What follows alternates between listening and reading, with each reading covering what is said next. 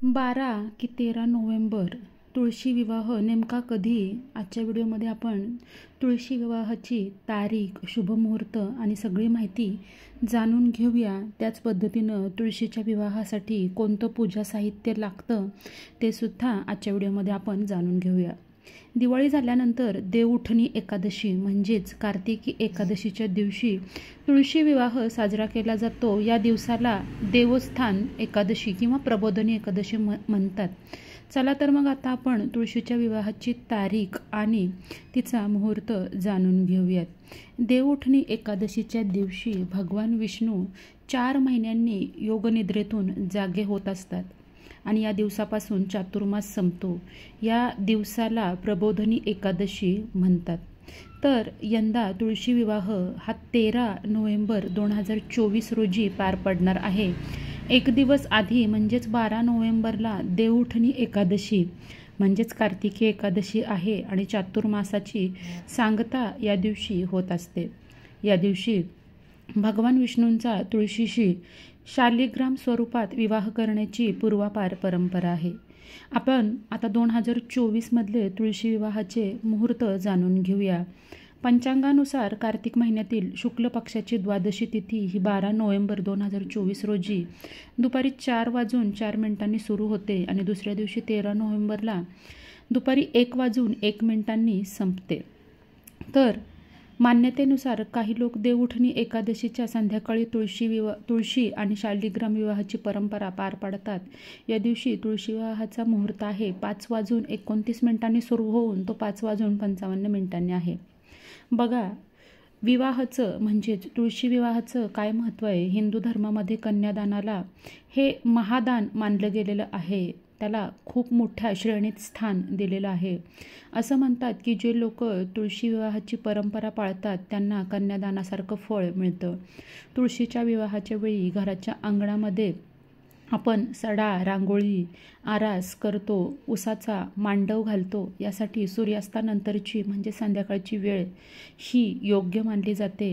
ज्या घरामध्ये शालिग्राम म्हणजेच भगवान विष्णू आणि तुळशी मातेचा विवाह होतो असं म्हणतात की त्या घरामध्ये लक्ष्मीचा वास कायम असतो। विष्णूनं तुळशीशी विवाह का केला याची कथा थोडक्यात सांगते। पौराणिक कथेनुसार एकेकाळी राक्षसांचा राजा जालंधर यानं तिन्ही लोकांमध्ये दहशत निर्माण केली होती। पत्नी वृंदाच्या एकनिष्ठ असल्यामुळे तो अजिंक्य होता, त्याला कोणी हरवू शकत नव्हतं। असं म्हणतात की यामुळं भगवान विष्णूंनी एक युक्ती केली आणि जालंधराचं रूप धारण केलं। वृंदाने आपल्या पत्नीशी निष्ठा ठेवण्याचं व्रत मोडलं गेलं, परिणामी जालंधर भगवान शिवांच्या हातून मारला गेला। पातिव्रत्याचं व्रत मोडून अपवित्र झाल्यानंतर वृंदाने प्राणत्याग केला।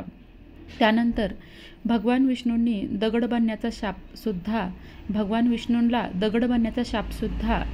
त्यांनी दिला, वृंदानं दिला। भगवान विष्णूंच्या या रूपाला शालिग्राम म्हणतात। वृंदानं प्राणत्याग केलेल्या ठिकाणी तुळशीचं रोप आपल्याला उगवलेलं त्यावेळेस दिसलं।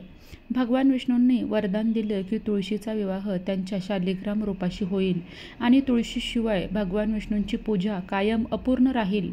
तेव्हापासून विष्णूंच्या रूपातील शालिग्रामाचा विवाह वृंदा म्हणजेच तुळशी मातेशी होतो। हिंदू धर्मामध्ये तुळशीला अनन्यसाधारण महत्त्व आहे। तर तुळशीच्या विवाहासाठी साहित्य काय लागणार आहे तर हळकुंड, विड्याची पानं, सुपाऱ्या, खोबऱ्याच्या वाट्या, हळदी कुंकू इत्यादी पूजा साहित्य, त्याचप्रमाणे नारळ, पंचा, खण, नैवेद्यासाठी फराळाचे पदार्थ, फळं, लाह्या, बत्तासे हे आपल्याला तुळशी विवाहासाठी लागेल। मांडव घालण्यासाठी आपल्याला उसाचा जो मांडव तयार करतात त्यासाठी 2 किंवा 4 ऊस आपल्याला लागतील। वृंदावनामध्ये तुळशीभोवती जे आळं असतं त्यामध्ये आपण चिंचा, आवळे ठेवायचे असतात। वृंदावनाभोवती ऊस छान रचून सुंदर मांडव तयार करतात। काही ठिकाणी सभोवती केळीचे खांब, आंब्याच्या ढाळ्या, फुलांच्या माळा सुद्धा बांधतात आणि वृंदावनासमोर स्वस्तिक काढून राधा दामोदर प्रसन्न अशा पद्धतीनं तिथं रांगोळी काढून छान असं आरास करतात, सजावट करतात। तर तुळशी विवाहाची ही माहिती तुमच्यापर्यंत पोहोचवली। ही माहिती तुम्हाला कशी वाटली हे नक्की कमेंट सेक्शनमध्ये सांगा आणि आजचा व्हिडिओ आवडल्यास व्हिडिओला शेअर करायला विसरू नका। लवकरच भेटूया नवीन व्हिडिओमध्ये आणि नवीन माहितीसोबत। तोपर्यंत माझ्याकडून सगळ्यांना श्री स्वामी समर्थ।